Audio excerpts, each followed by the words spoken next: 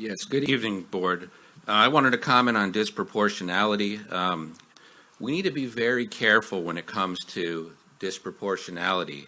What is meant to correct an issue actually creates an issue. What do I mean by that?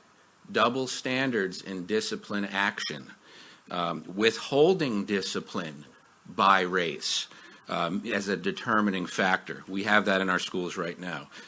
Withholding discipline based on disability. All students need boundaries.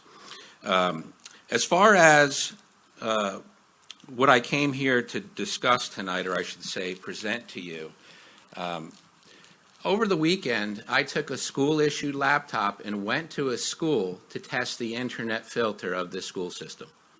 And we put thousands of dollars into annual licensing and have a system to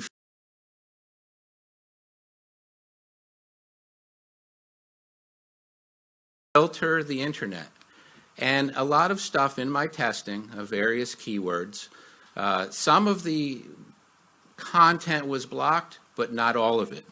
And it's quite disturbing because I was able to pull up sexually explicit material, including sex acts, sex stories, M-rated games, weapons, gang-related activity, dating sites, suicide, and violence sites. Some inappropriate content. I was glad to see that TikTok and Facebook, things of that nature, were blocked. That was good.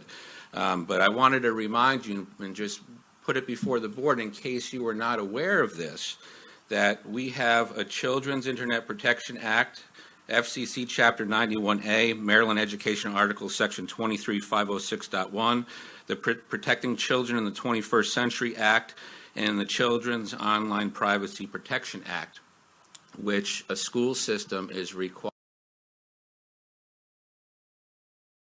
to abide by. On top of that, we have E-rate funding, which gives the school systems discounts on telecommunication lines, internet access, and in order to continue receiving those discounts, we must remain compliant. What's ultimately important is that we need to keep our students safe when they're here at school.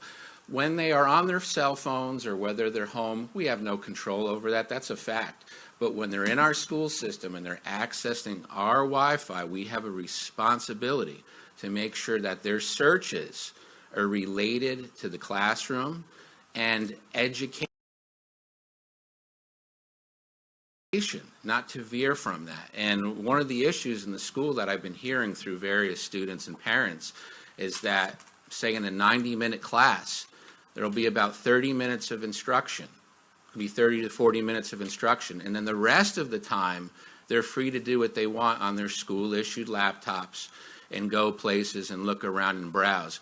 And so we need to assess that time being used in the classroom to make sure it's effective and that they receive instruction for the full time, or else what are we really doing 30 seconds. Here? And so it is important that we look at all of that, block scheduling being another issue that it is related to why someone would even go there to kill the time.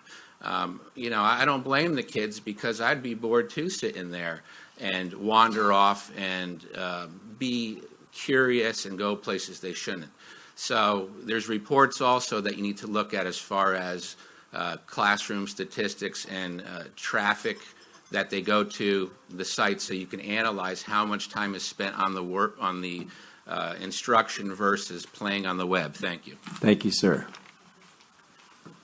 And our final speaker